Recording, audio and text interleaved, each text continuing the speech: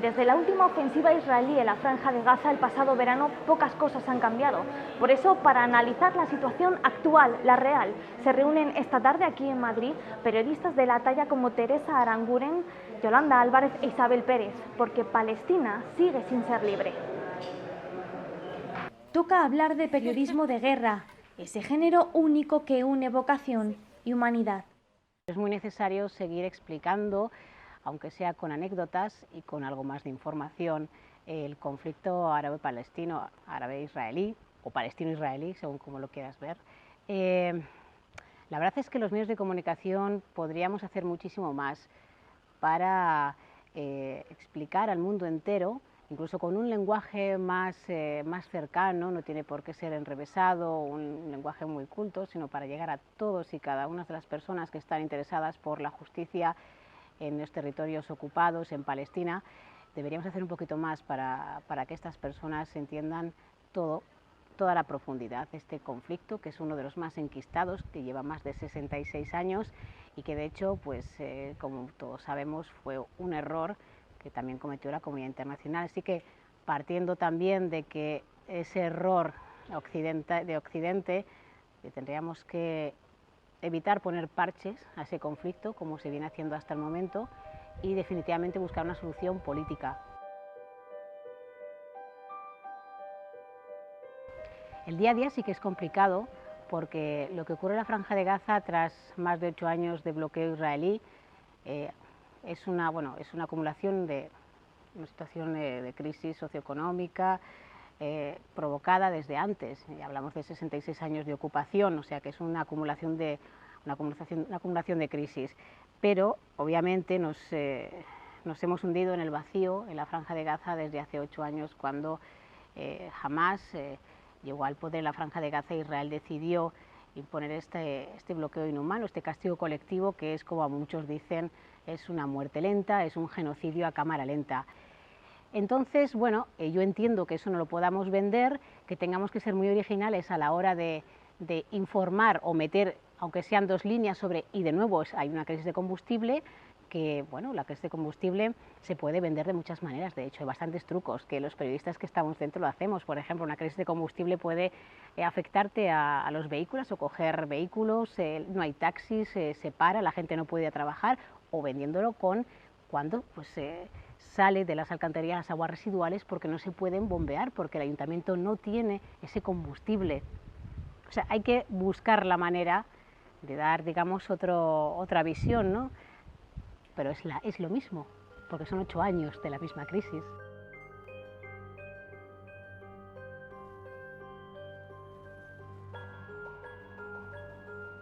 Los periodistas somos humanos, somos mujeres, somos madres, o seremos madres, en mi caso. Es normal que afloren los sentimientos.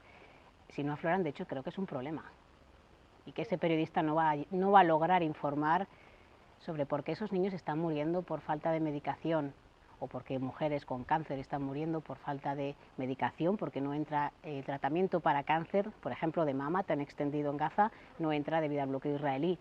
Tienen que salir a Egipto y el paso de Rafah está cerrado, y por supuesto Israel no permite a todo el mundo que tiene cáncer salir a tratarse a hospitales de Jerusalén, Cisjordania o incluso de Israel. Por lo tanto, esto es un drama y hay que mostrarlo como es. Sí que hay presiones, pero como te digo, tampoco hice mucho caso a lo que ellos nos dijeron. ¿Cuál es el secreto para que termine el conflicto? Hay que dejar de apoyar a la entidad sionista de Israel. Hay que ser consecuentes con nuestros actos. Nuestros gobiernos deberían proponerse apoyar o ir del lado de la justicia, de la igualdad, y ya terminar con esa ocupación, que es ilegal ante las leyes internacionales. Lo que pasa es que esto es todo muy relativo.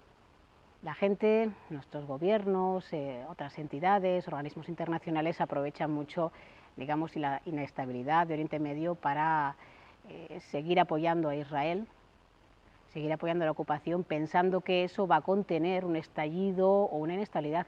Yo pienso que al contrario. Yo estoy segura de que si se levanta el bloqueo, si termina la ocupación, si los palestinos tienen libertad de movimiento para trabajar donde ellos quieran, para buscarse y vivir, bien, como un ser humano, la violencia terminará. Ahora, esto no es fácil, obviamente no es fácil, de hecho no es ningún secreto, no es fácil, tampoco hay que ser realistas, hace falta una propuesta muy original, política, y yo soy de la corriente de un Estado democrático para todos. Yo creo que si se crea un Estado palestino podría inducir más problemas, aunque es más fácil solucionarlo así.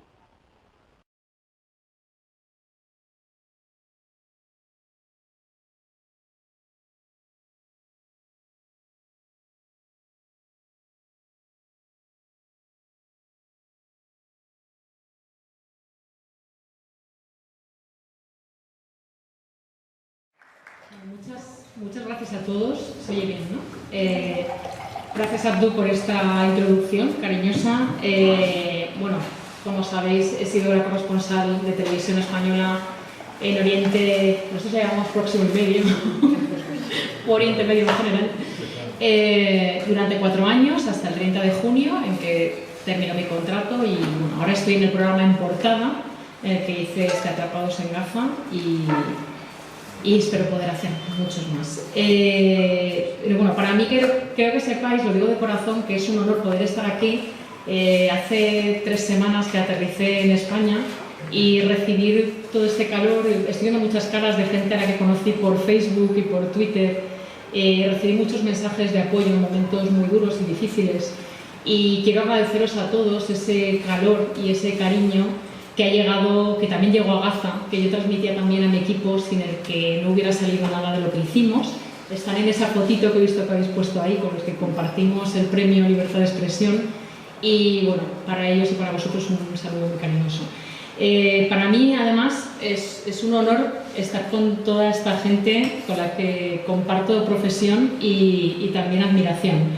Y en este espacio que no conocía, del que me habían hablado muy bien y en el que espero que podamos volver a encontrarnos muchos de nosotros. Hace un año exactamente yo estaba en la Franja de Gaza. Todos, bueno, Teresa no, pero nosotros sí que estábamos en la Franja de Gaza. Yo estaba con mi equipo palestino, era el día número 14 de la ofensiva militar israelí sobre la Franja. Y ese día, en el barrio de Al-Nasser, cerca del centro de Gaza, de la ciudad, habían bombardeado un edificio de 2 plantas en el que nosotros fuimos testigos de una especie de intento de rescate a contrarreloj, una búsqueda desesperada de una mujer y de un niño, que acabó mal porque después de esa búsqueda al final los encontraron muertos. Recuerdo que había un enorme boquete entre todos esos escombros de la casa de al lado, de la casa colindante, bueno, más de un boquete en realidad. Y decidimos ir a preguntarles y a ver la familia que se encontraba allí. Nos encontramos al señor Nasser con sus hijas, a las que vivían en Bet Hanun y que habían venido allí a refugiarse y a cobijarse de los bombardeos. Y me acuerdo, se me quedaron muy grabadas las lágrimas de un señor de unos 60 y pico años diciéndome: ellas vinieron aquí para salvarse y ni siquiera las puedo mantener a salvo, ¿qué podemos hacer? Yo en esa crónica dije una frase que fue: el horror metido en los huesos, y creo que ese horror metido en los huesos lo han vivido mucho, con mucha intensidad, desde mi parte y también desde la parte de los que viven allí, tanto Isabel como Musab, y en algún otro momento también ha vivido esa tensión y ese conflicto Teresa.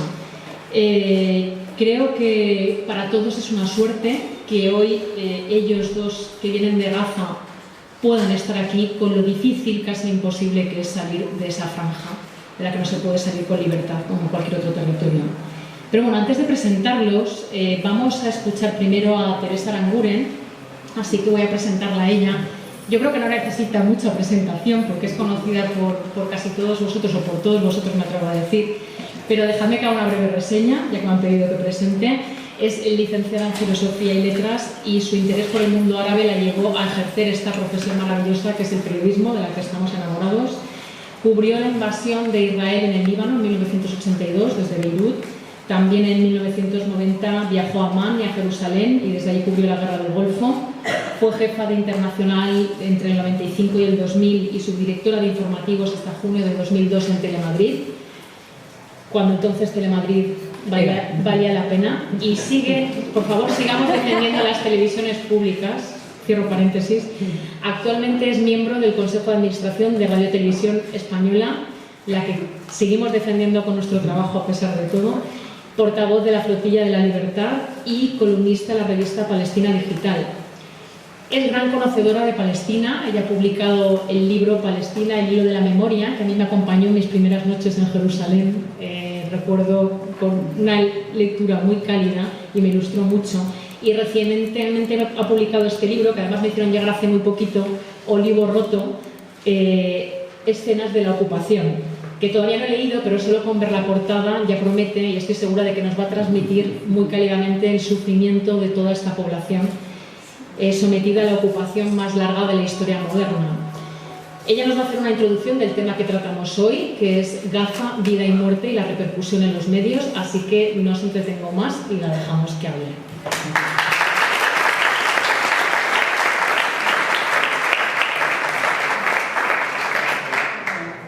Muy buenas tardes a todos. Muchas gracias, Yolanda, por la presentación.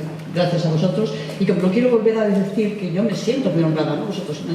Bueno, pues diré que estoy encantada. Encantada de compartir mesa con dos colegas que están defendiendo la dignidad de la profesión.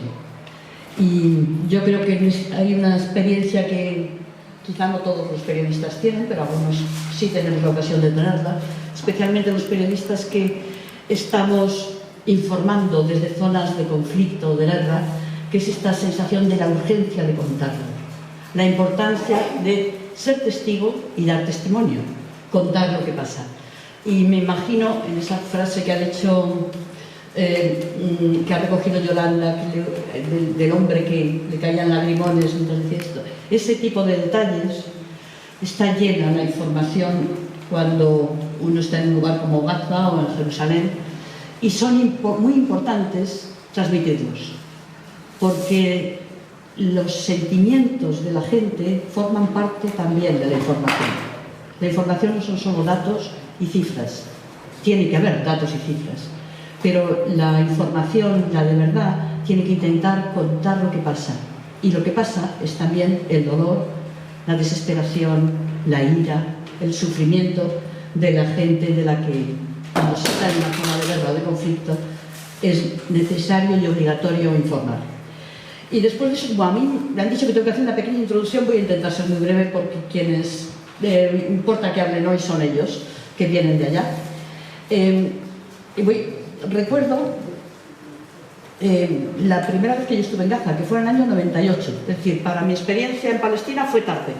Yo ya llevaba bastante tiempo conociendo Jerusalén, Cisjordania, bueno, el Líbano, pero a Gaza entré por primera vez en el año 98, cuando era el primer ministro Benjamín Netanyahu, que ahora lo es. Y esto es significativo porque una de las características del drama de Palestina y en general de lo que ocurre en torno a Palestina y al Oriente Medio Próximo, igual, es que las situaciones parece que se repiten, que uno tiene muchas veces la sensación, esto ya lo he vivido, esto ya lo he visto. La sensación de, a mí esto me ha pasado en pues, el cerco de Beirut, vivido en el 82, volver a verlo entrevistando a Arafat, pero esta vez en Ramallah 20 años después. Y el horror metido en los huesos que ha dicho Yolanda en Gaza o en Beirut o en Jenin en el año 2002. Las situaciones se repiten y se repiten porque las circunstancias o el equilibrio o el desequilibrio de poderes en el mundo no ha variado. Y esa primera vez que yo entré en Gaza estaban cerrados los territorios, cosa que era muy habitual. En todo el periodo de gobierno de Netanyahu fue bastante habitual el cierre de territorios. No era el bloqueo ya, era el cierre de territorios. Y recuerdo haber tenido que pasar por el puesto de Erez tirando de la maleta casi 2 kilómetros en agosto, era agosto, o sea, como ahora, sudando como pollos y nada más llegar al otro lado, enseguida ya cuando estás en Gaza, lo que primero me impresionó fue la cantidad de niños, o sea, ¡wow! Grupos de niños corriendo, que te saludaban, que te tocaban, que sonreían, que se reían muchísimo. Y después, esos mismos niños que yo vi ahí jugando, los vi al día siguiente cuando iban al cole. Iban formalitos, impecables. Especialmente me llamó la atención las niñas, sobre todo, con los uniformes impecables, los lacitos en el pelo, así. Y yo he contado esto otras veces. ¿Pero por qué me gusta contarlo? Porque es importante decirlo. Porque refleja algo de una sociedad. Refleja la importancia que una sociedad da a la educación de sus hijos y al cuidado de sus hijos. Y hay que decirlo también, porque uno de los elementos que se repiten de siempre de la propaganda israelí es que los palestinos son un pueblo que no cuida de sus chicos, de sus hijos. ¿Qué va? Los ponen en primera línea de combate, los mandan a... Es totalmente falso, pero hace mella en mucha gente que está cargada de prejuicios anti-árabes, anti lo musulmán, y que es capaz de tragarse eso, cuando lo significativo es lo contrario. Porque yo a veces me pregunto, Dios mío, ¿y cómo lavan los uniformes? Porque el agua en Gaza escasea, y habrá muchísimo más, y los cortes de agua... Pero sin embargo, eso siempre, por lo menos, entonces funcionaba. Todo se puede destruir, ¿eh? Yo no considero que haya nada indestructible, pero eso forma parte de un modo de ser de la sociedad palestina que a mí me interesa destacar. También otro aspecto, que no debemos hablar de Gaza, es hablar de Palestina. El drama de Gaza es el drama de Palestina. Y hay también un interés de la propaganda israelí de separar Gaza y lo que ocurre en Gaza del resto de Palestina, de Cisjordania. Y yo también recuerdo, por contar así, en el año 2002, cuando fue una ofensiva en Cisjordania brutal, que se llamó Cinturón Defensivo, cuando se produjo la matanza en el campo de refugiados de Jenin, haber entrevistado, de esas entrevistas cortitas, pedir una opinión a un israelí, que estábamos no podíamos entrar en Jenin, pero estábamos intentando entrar todos los días en Jenin. Bueno, pues y por allí había dos chicos israelíes en un coche con gafas oscuras de sol. Total, que yo me acerqué a ellos y no me acuerdo exactamente qué pregunta les hice. Me imagino que sería una cosa genérica del tipo de ¿qué opináis de lo que pasa? O qué. Y lo que me respondieron eran gente con aspecto adinerado, o sea, no eran unos campesinos analfabetos, desde luego no. Me dijeron, esto, señalaban hacia Jenin, de donde solo se veía salir el humo de los bombardeos, esto es nuestro, esto es Eretz Israel, esto nos lo dio Dios. Esto me lo dijeron en inglés. Y yo les pregunté, esta es la tierra de los judíos, esta es la tierra de los judíos, Yahvé nos lo prometió. Yo dije, ¿los árabes? No dicen más que eso. Y me dijo, los árabes que se van a Gaza. Esa fue su respuesta, ¿eh? En Jenin, que está en Galilea, los árabes en Gaza. O sea, dejémosles Gaza a ellos. Por eso es importante siempre recordar, Gaza es el drama de Palestina. Y el dolor de Gaza, el sufrimiento extremo de la población de Gaza, que lleva ya desde el 2006 sufriendo un bloqueo inhumano, casi deberíamos decir asedio en términos medievales, es un grado más en un momento dado de lo que pueden estar sufriendo las gentes de Belén. Pero 2 meses después el horror puede ocurrir en Belén, o en Ramallah, o en Nablus, porque el horror de la ocupación, o dicho de otro modo, el horror forma parte de la estrategia de la ocupación. No es que de repente los soldados israelíes se vuelvan locos, tengan un ataque de ira, estén vengando, nada. No, hay una estrategia de aterrorizar a la población. Y esto viene desde el inicio.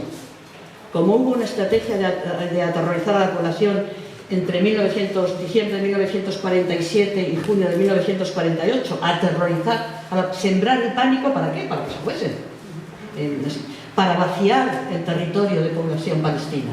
Pues esta estrategia sigue funcionando. Quizá ya no con el objetivo único de que vacíen el territorio. Los israelíes no quieren Gaza. Eso yo lo vi muy claro desde que se fueron los colonos de Gaza, aquella retirada unilateral. Gaza no les interesa. Saben que no pueden con Gaza porque la diferencia demográfica es demasiada. Sí les interesa muchas partes de Cisjordania. Quizá ya no les interesa quedarse con toda Cisjordania, pero sí quedarse con lo más que puedan de Cisjordania. Por lo tanto, la estrategia del terror sigue funcionando. Y lo que sí que les interesa es, a través de la estrategia del terror, del agotamiento de la población palestina, que se agote su capacidad de seguir reclamando sus derechos. Es decir, lo que sí les sigue interesando es acabar, a través de la estrategia del terror, con la realmente admirable e impensable capacidad de resistencia, impensable cuando se inició todo, de la población de Palestina. Y por eso los episodios de crueldad que se dan muchas veces en las operaciones militares israelíes, que no tienen una justificación de tipo militar, es decir, no responden a la búsqueda de un objetivo claramente militar, que responda, ¿pero por qué han hecho esto aquí? No es algo gratuito, es algo que está inserto en una determinada estrategia, mensaje que se quiere lanzar a la población, tanto de Cisjordania, de Jerusalén o de Gaza. Y creo que la cuestión de Gaza ha adquirido desde hace ya años el carácter de crimen de lesa humanidad. Y debemos de empezar a usar los términos apropiados para cada circunstancia. Y lo que está ocurriendo, lo que lleva ya años ocurriendo en Gaza, es un crimen contra la humanidad. No solo cuando bombardean, sino el mantener a toda una población, 1.800.000 más o menos, ¿no? Habitantes son los de Gaza, cercados, sin posibilidad de salida ni entrada, o con salidas, bueno, reguladas, como es el caso vuestro. ¿Qué número erais? 3.000, no sé cuánto me has dicho antes, ¿no? 4.000. Sí, en la lista de ir dejando que salgan. 1.792. Bueno, pues eso. Entonces, esto que uno puede imaginarlo en una circunstancia de emergencia, en un momento, pues están invadiendo los marcianos en una película de ciencia ficción, bueno, serán circunstancias especiales, situación de emergencia. No, esto es la cotidianidad, esto es lo de todos los días y lo que hay que intentar reflejar, y eso es lo que yo valoro del trabajo especialmente de Yolanda y de Isabel, es el intentar contar lo que pasa cada día, lo que pasa en un control, en un checkpoint de Cisjordania, o lo que pasa en un barrio que acaba de ser bombardeado, lo que dice la gente, lo que te encuentras.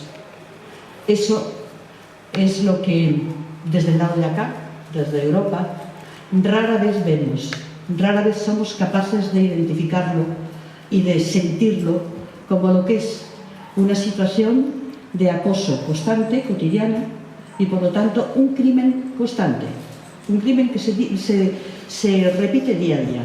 Eso es la situación y el drama de Palestina, eso fue desde el comienzo, y ahora me doy cuenta que lo que yo había pensado contar de Gaza no lo he contado, pero bueno, solo voy a resumirlo. Esa primera vez que yo estuve en Gaza, entrevisté a Abdel Safi.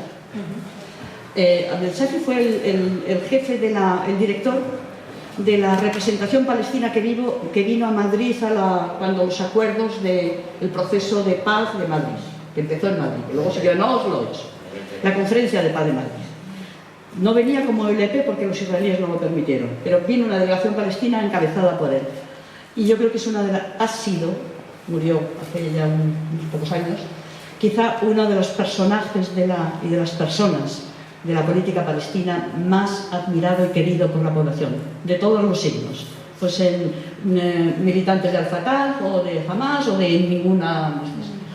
Y recuerdo que Abdel Safi, que cenamos en su casa, por la noche me contó, porque la familia es de Gaza de siempre, me dijo, en una casa de estas de piedra, con una galería, donde te llegaba además el olor del mar, preciosa, un sitio precioso, me dijo, es que Gaza no siempre fue lo que es ahora, no siempre fue un lugar especialmente pobre.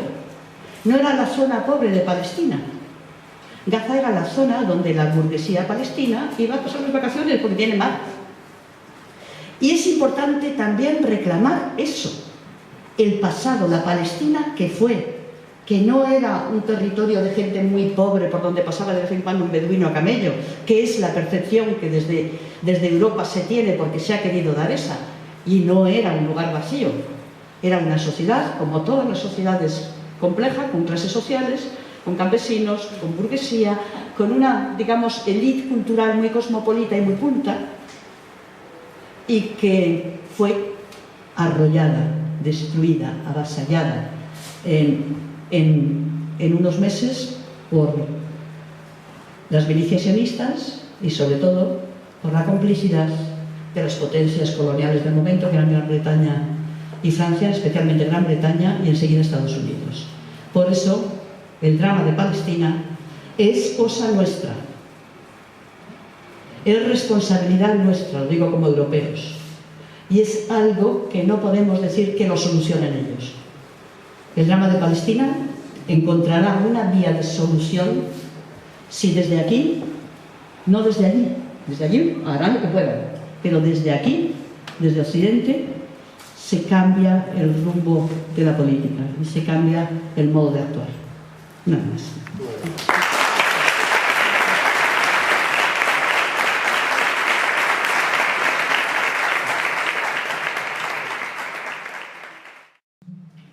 Bueno, gracias Yolanda por semejante presentación.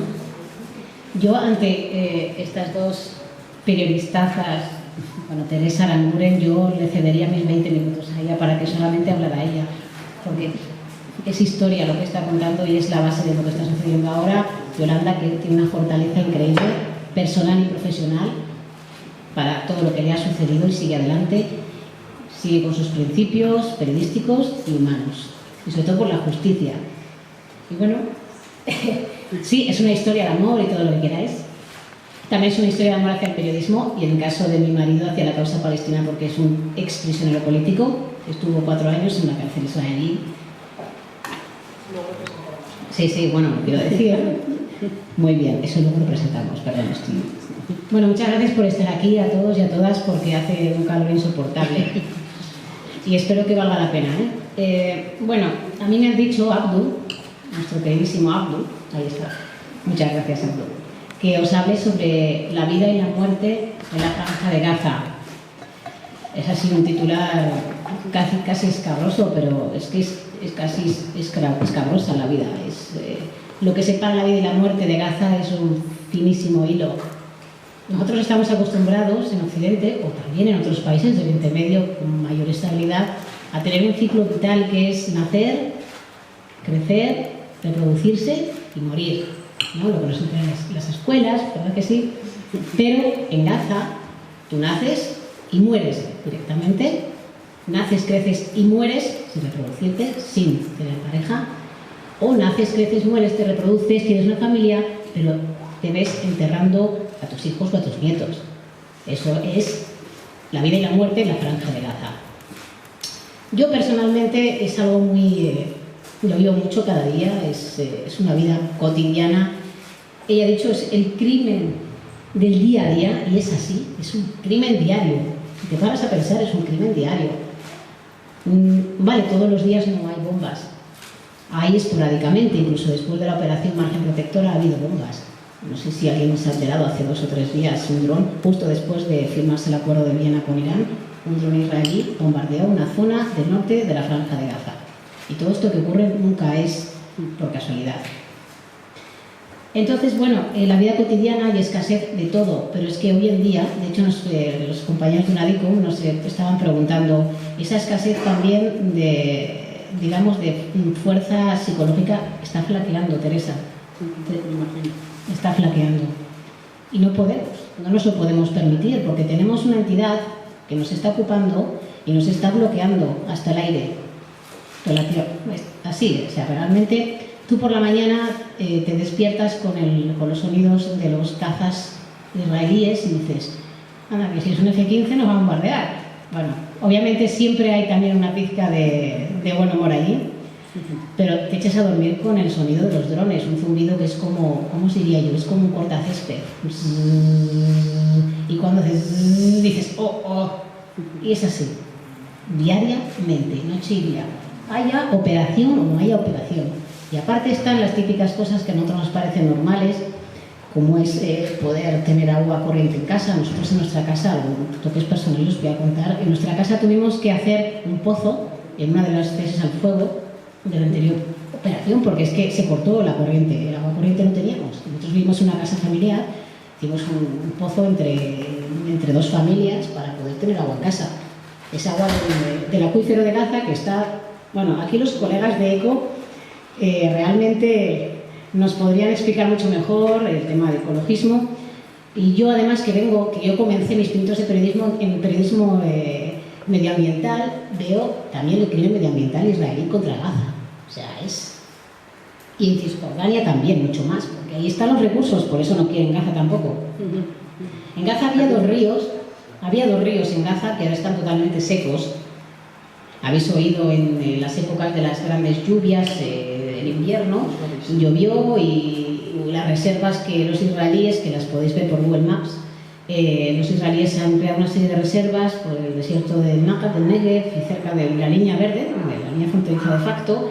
Esas las abren para que salga el agua, bueno, para que continúe su recorrido natural. ¿Qué ocurre con esas aguas que inundan lo que por donde antes pasaba esa cuenca del río? Inundan las casas de beduinos que se han afincado allí, porque los beduinos es una población palestina, era nómada, ahora obviamente nada, no es nómada ni nada porque no te pueden mover, se han asentado en zonas verdes, en las antiguas cuencas, tienen ahí a sus cabras, entonces sus casas son inundadas con barro y con aguas residuales. Y luego otras casas que también, como en Rafah, o en un barrio que se llama el barrio del túnel en la ciudad de Gaza, se inundan siempre porque están construidas bastante bajo ese barrio, entonces eso es inhumano. O sea, imaginaos a los niños, los padres, les llega el barro por la rodilla, pero a los niños les puede llegar por aquí. Entonces, bueno, en la vida cotidiana falta agua potable, falta también combustible, y también el tema del combustible se puede ver de muchas formas. El combustible es vital hoy en día en nuestras sociedades consumistas, y todo se mueve por combustible, siempre. Entonces, cuando falta combustible, vosotros pensáis, es que claro, yo he oído, tenéis en Gaza como máximo 8 horas de electricidad al día, máximo. Ahora acaba de parar la central, hace un día, vamos a tener 6 horas, y en los barrios más poblados van a tener 4 horas, y a veces no son seguidas. Cuando vosotros leéis 6 horas al día, no son seguidas. Entonces, ¿qué ocurre con el combustible? Que los ayuntamientos no tienen combustible, no pueden bombear las aguas residuales de las casas. Eso es horrible, levantarse por el olor de aguas residuales, os digo que es algo horrible. Y yo no vivo en campos de refugiados, vivo incluso fuera de un centro urbano, ¿sabes? O sea, imaginaros cuando estás hacinado en un campo de refugiados como el de Jabalia, donde ocurren otro tipo de consecuencias de vivir ese exilio forzado. Nosotros tenemos bastantes amigos, pero uno especial, Basel, que viene del desierto de Negev, tiene una familia con 2 hijos y tiene una bebé. La bebé no puede caminar todavía, que ya va siendo hora de que empiece a caminar, y no camina porque le falta vitamina D, porque no llegan los rayos del sol a la casa. Y tú puedes luego pensar, no hay suficiente luz en casa, puedes salir, puedes llevarla a otro parque. Bueno, es muy complicado, es más complicado que eso. Por eso yo a veces os pediría a todos vosotros también, ojalá llegue a más gente todo esto, que piensen más allá de esa pregunta, pero hombre, que saquen al niño fuera. No, es muy complejo. Es una sociedad que va de la siguiente manera: la madre está en casa haciendo la comida, limpiando, seguramente ayudando a su madre en otra casa, o a los vecinos, etcétera, etcétera, no tiene tiempo. La niña, si caminara y ya se iría sola, esas callejuelas de Jabalia le daría más el sol, jugaría y sería un hijo de campos de refugiados libre como el viento dentro de, claro, esta franja de Gaza. El padre se mata a buscar trabajo, y más siendo un artista. Entonces, os vas a imaginar, cuando tú eres un artista en España es muy difícil. Imaginaos allí, entonces trabaja de lo que sea. no hay tiempo, hay, digamos, detalles que a nosotros se nos escapa al pensar, al llevarnos ciertas noticias. Y bueno, las mujeres son las administradoras del hogar, son muy fuertes, pero que en cierto momento caen, pero son muy fuertes. En Gaza yo creo que son increíblemente fuertes, más fuertes que los hombres. Entonces, yo quiero contaros también desde un punto de vista que voy a mezclar aquí vida profesional, periodismo y personal, y es que cuando tú vas a cubrir en Gaza, yo ya me voy un poquillo del margen protector, de la guerra, sino el día a día, ¿no? Una historia, y te encuentras que vas a cubrir una historia, hacer una entrevista, y de esa entrevista hay otras 2 o 3 tragedias que va arrastrando esa misma familia o esa misma persona. Entonces, por ejemplo, quería entrevistar a una mujer del Masrua Jabalia, del proyecto de campo de refugiados de Jabalia. Eso ocurrió antes de la guerra, porque ella tenía cáncer, tiene cáncer y no podía salir porque el paso de Rafah está cerrado. Y el material para tratar el cáncer en la franja de Gaza no puede entrar porque Israel, obviamente, no lo permite. Entonces, estas personas con cáncer, son bastantes personas con cáncer, sobre todo mama, tienen que salir sí o sí a Egipto para tratarse no sé si me dijo, 2 meses, cada 3 meses, dependiendo del tipo de terapia que esté llevando. Por Israel es muy complicado salir para tratarse, o sea que la gente opta por Egipto, pero el paso de Rafah está cerrado. Entonces esta mujer, cuando yo llegué, salam aleikum, aleikum salam, ¿qué tal estás? No sé qué. Bueno, hablas con ella un poco, me presento. Es algo que me ha enseñado Musab. Musab trabajó como traductor para Médicos Sin Fronteras, psicólogos, y no llegas ahí, vas directamente, oye, cuenta. No. Yo soy Isabel Pérez, soy española, incluso tengo tantos años, estoy casada y vivo aquí, Y ahora le pregunto, bueno, ella me cuenta, es así, ¿no? Un acercamiento un poco más humano, ¿no? Es el típico, esa sobriedad periodística que a veces veo. Entonces la mujer pues se siente más a gusto y me explica. Pero lo primero que me dijo fue, ¿pero has venido a entrevistarme a mí por mi caso de cáncer o por el caso de mi hermana que tenía cáncer, se murió en Egipto y la tuvimos que enterrar en Egipto al final? Y dices, ostras, bueno, puedes contar todo. O sea, contamos, ponemos el micrófono o escuchamos y escribimos, somos casi psicólogos, a veces terminamos haciendo entrevistas con familias de niños y decimos, a propósito, si necesitas un psicólogo para niños, conocemos a gente, este niño necesita un psicólogo, porque los padres ya están tan agobiados que ya no ven que ese niño necesita un psicólogo, es que también los padres necesitan psicólogos. Estamos llegando a un punto en que Gaza se ha metido en una hundidura. Sí, ¿se puede salir? Sí que se puede salir. Es como dice Teresa Laguren. Teresa dice que eso tiene que partir de estos países. Basta de complicidad con Israel, basta de complicidad, aunque no sea Israel, con otros medios más indirectos, pero al final estás colaborando con la ocupación. Esto puede sonar muy en plan activista, pero es que es así. Es así. Bueno, yo puedo contar muchísimas cosas. Lo último que quiero decir, bueno, añadir además que esta pesadumbre y esta crisis ya psicológica, psicosocial de la gente, hace varios días, el 17 de julio se publicó un informe que hizo una psicóloga palestina sobre la franja de Gaza. Calculó que el 44,6% de la población está depresiva, 44,6% de 1.300.000 habitantes. Y 14% piensa en suicidarse. Eso, para la gente que conozca el Islam, o la gente no creyente, incluso el cristianismo, no se piensa nunca. Nunca. Pero yo cuando llegué a Gaza, en enero de 2013, una niña de 15 años se suicidó. ¿Vale? Bueno, esto es muy emotivo y la gente está muy mal. Necesita un apoyo. Los apoyos también a pie de calle cuentan, ¿eh? O sea, manifestaciones, organizaciones que mandan ayuda, cuenta. Ya lo último es que, para pasar, es la última, como hablamos de periodismo, que yo soy periodista, y para pasar os digo, ¿vista? Cariño, hay gente que esto, claro, es muy... Gracias. Quiero contaros una anécdota que me pasó, que más que anécdota dices, madre mía. Se puede, digamos, extender a otras personas. Durante la guerra, el margen protector en julio y agosto de 2014, tuvimos que evacuar, bla, bla, bla, y terminamos en un hotel con periodistas. Yo estaba en el ascensor y el ascensor se paró durante unos segundos, se fue la luz. Iba con una mujer muy alta, una periodista alemana, y luego, bueno, retornó la electricidad a los segundos, como digo, y bajamos hasta el último piso, y mientras tanto ella me decía, uy, en inglés, esto de la electricidad es horrible. Y dije, imagínate si vives aquí, le dije. Me cortó y me dice, sí, pero, hombre, para nosotros los periodistas esto es muy importante. Le dije, imagínate si estás en tu casa, pero es que nosotros tenemos que mandar el material. Y dije, madre mía. Y lo peor de todo es que llegamos a la planta baja, se abren las compuertas, Isabel está así un poquito mareada del shock que acabo de tener.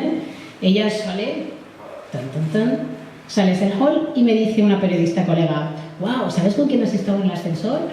Con fulanita. Es una periodista alemana buenísima. Y yo dije, digo que no digo nada, será buena periodista, pero le faltan esos pequeños detalles de empatía. Es que ni siquiera es empatía, es que ya, si lo dejamos en objetividad pura y dura, es que no entiende lo que os he explicado antes, de que el combustible no solamente va para encender tu nevera, que a mí me da igual la nevera, pero quiero que las aguas residuales circulen, quiero tener agua corriente en mi casa, etc. Quiero vivir humanamente igual que el resto de los palestinos en la Franja de Gaza. Y ya termino. Gracias.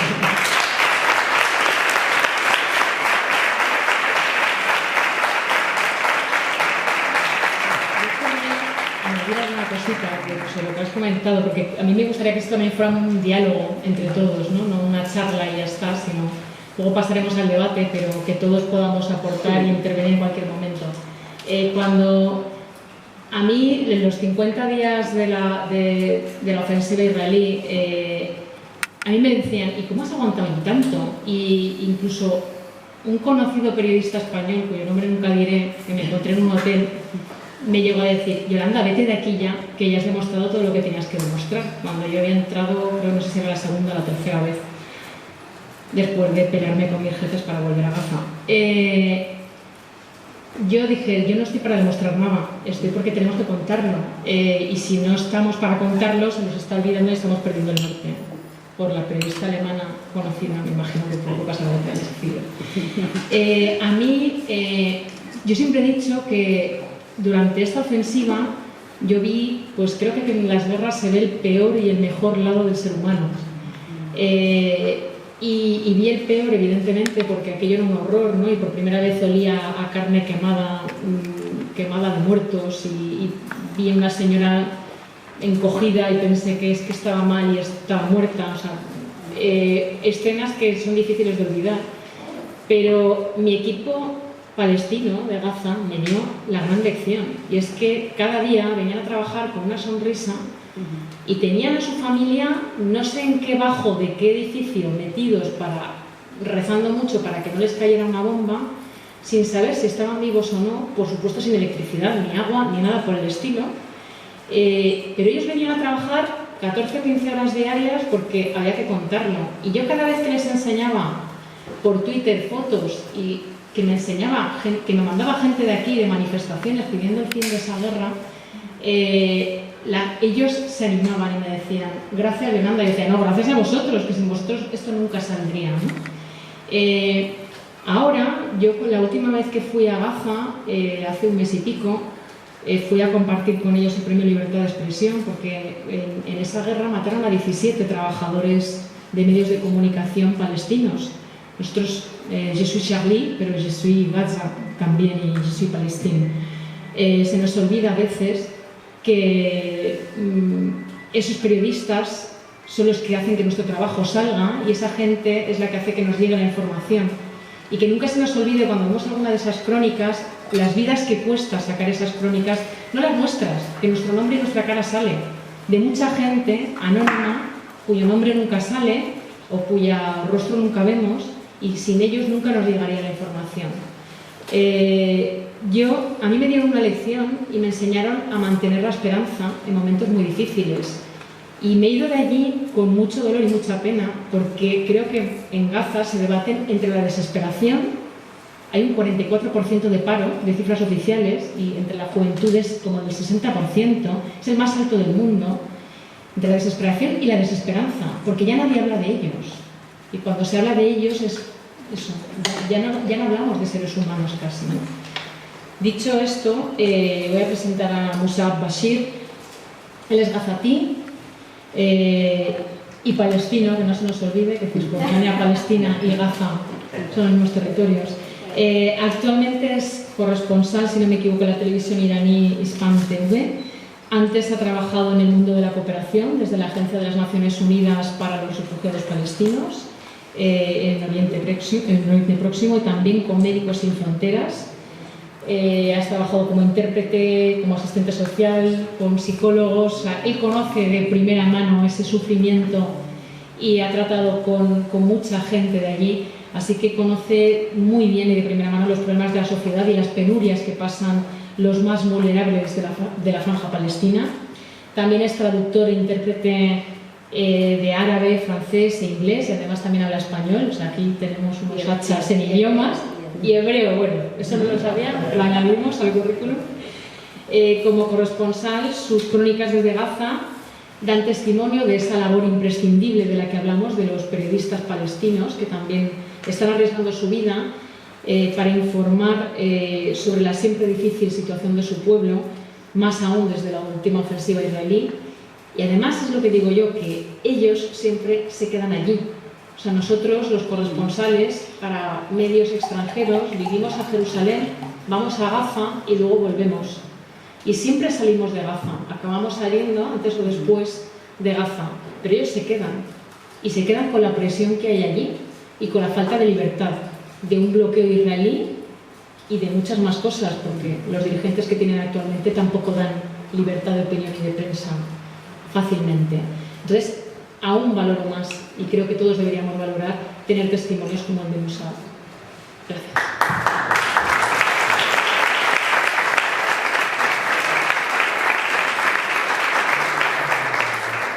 Pues, buenas tardes a todas, a todos.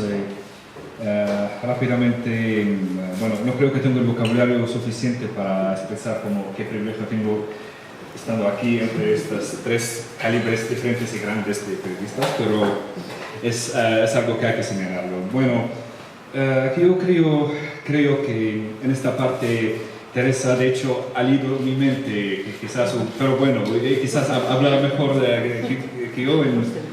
Bueno, sí, sí, es esto. Bueno, todo lo que hemos mencionado, que ha mencionado Isabel, Yolanda y también Teresa, todo lo que sabéis y otras cosas más, todo esto tiene lugar en la realidad, sucede en la realidad. Desgraciadamente estamos en la época de mediocridad y todo está teniendo lugar para ser presentado como cosas para consumir y sin que importa mucho o poco la calidad. Es como, digamos, si queremos hablar más especialmente de los medios de comunicación, esta época del fast news, unos bocadillos mal hechos de noticias. ¿Qué está pasando? Pues venga, hay un conflicto en la Franja de Gaza. Vale, un conflicto en la Franja de Gaza, pero de hecho es una ofensiva. Si vemos a un ejército de un estado que es nuclear, que tiene 200 o más misiles nucleares, que tiene la maquinaria militar más sofisticada en la zona. Y tenemos al otro lado unos militantes que lanzan piezas metálicas que llaman cohetes, y bueno, que no hacen el impacto que hacen las casas de aire, la artillería, las unidades especiales, el comando marino que está a menos de 2 millas marítimas, 3 o 4 baterías de artillería autopropeled, bueno, en fin. Todas esas cosas tan sofisticadas, pero todo esto no lo vimos, digamos, en los gran medios o los medios, digamos, más accesibles a la gente. Yo creo que, bueno, que esto es misinformar, es parte de mentir, porque no decir toda la realidad en este ámbito es mentir. Esto es lo que está pasando. Yo creo que la didáctica es parte importante del trabajo del periodista. Aunque siempre bajo la falacia de que hay que ser preciso, la gente se aburre y todo eso, más que hay que ir directamente al punto. Esto no es correcto, por lo tanto, crea, aparte de unas mentiras, es una participación indirecta a unos, digamos, injusticias que tienen lugar en partes diferentes del mundo. Es importante llamar las cosas con sus nombres. Esto no lo tenemos desgraciadamente en los medios de comunicación. En el mismo marco también, si queremos ver lo que está pasando en la realidad, es decir, en la Franja de Gaza, yo voy he escrito una palabra que ha dicho Teresa, la palabra cerco. De hecho, es el estado que vive la Franja de Gaza desde 1984. Se desarrolla a unos momentos que sea un bloqueo total, luego se desbloquea un poco, la gente respira, sale, pero luego vuelve otra vez. Esto ha creado una especie de verdaderamente una gran cárcel. La gente no actúa de manera normal, sus reacciones anormales de hecho son una consecuencia normal de situación anormal. Todo lo que vemos de dificultades a nivel diario, pero también las repercusiones psicológicas y también sociales. La Franja de Gaza como parte de Palestina no ha tenido la ocasión de desarrollarse de manera normal. Si vemos la Franja de Gaza, bueno, hay una gran ciudad, pero todo tiene el carácter rural. Y tener tanta gente que vive en la monotonía todo el tiempo es algo malsano, es algo que no es bueno. Pero todo esto no lo podemos ver bien en los medios de comunicación. Y desgraciadamente, vemos las cosas cortadas fuera del contexto, solo oímos de la Franja de Gaza, cuando hay muertos, cuando hay bombardeos, cuando hay, digamos, algo masivo, o las cosas se muestran demasiado en el parte humano, aunque sí, de verdad, tenemos unas secuelas humanas de todo lo que está pasando, pero la causa palestina es una causa política, que tiene raíces políticas. Tenemos un problema, y otra vez Teresa me dio en esto, que hay una responsabilidad, digamos, a esta parte del mundo, a Europa. Europa en un momento dado ha exportado su crisis, llamada la cuestión judía. Y la cuestión judía fue concretizada por lo peor, y de lo peor, en una ente que se llama Israel, que se proclama, digamos, el herente del sufrimiento de los judíos, que es una gran falacia. Yo personalmente, como expresionero político, conozco a dos camaradas judíos palestinos. Uno de ellos era prácticamente, de hecho, los molestaba mucho en el sábado, no quería moverse, no quería encender la luz, en fin. Esto. Y otro, bueno, que era laico total, pero estos dos son detenidos. Uno de ellos está condenado a 6 veces a vida. Bueno, ser condenado a vida en las cárceles israelíes significa que va a morir en la cárcel, no 25 años. Tampoco tiene derecho, digamos, de salir y pasar no sé qué, X tiempo fuera. No. Estos dos son judíos, estos dos, digamos, luchan para una causa. Es un ejemplo que puede decir mucho sobre la composición de la sociedad palestina. En los medios hablamos de primeras escenas tradicionales en cualquier, o la mayoría, para no exagerar tampoco, reportajes o los pocos documentales, mujeres con velo y la mezquita. Sí, la mayoría de la sociedad es musulmana, pero tenemos también otros componentes cristianos. Jesús era palestino. Bueno, el judaísmo también, Palestina es el lugar céntrico del judaísmo. Tenemos otros palestinos laicos, otros palestinos ateos. En fin, tenemos un mosaico. Es el caso de cualquier sociedad, pero eso no lo podemos ver en los medios de comunicación. Y yo creo que ya hay gente que puede sacar la conclusión, porque un medio de comunicación, para tener un medio de comunicación se necesita pagar máquinas, se necesita pagar empleos. Eso significa que hay que tener dinero, y quien tiene dinero manda. Y decide qué vamos a ver esta noche en las noticias y qué cosa va a ser importante, la otra que va a ser no. En el marco también del mismo tema, la repercusión de todo lo que vemos en los medios de comunicación, vemos que la parte política, que es la raíz, está excluida. Es decir, que la causa palestina demostramos que tenemos palestinos e israelíes y la solución va a ser, bueno, se hace la propaganda que acompaña, digamos, lo que dicen los políticos, 2 estados para 2 pueblos. Y aquí hay una gran trampa. Y se vende esto, claro, con las palabras de paz. Cualquier persona sana y buena le cae muy bien la palabra paz. Eso es normal. Pero una paz sin justicia, una paz sin resolver las raíces de los problemas es una gran mentira. Esto que está pasando.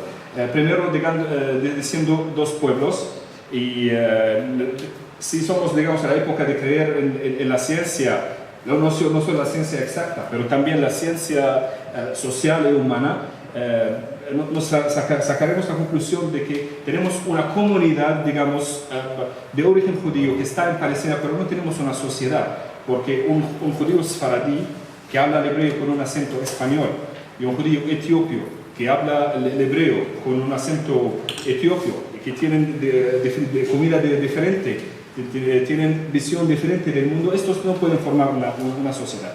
Al otro lado tenemos los palestinos que son la continuidad de más de 5.000 años de experiencias humanas continuas en esta parte del mundo que se llama Palestina.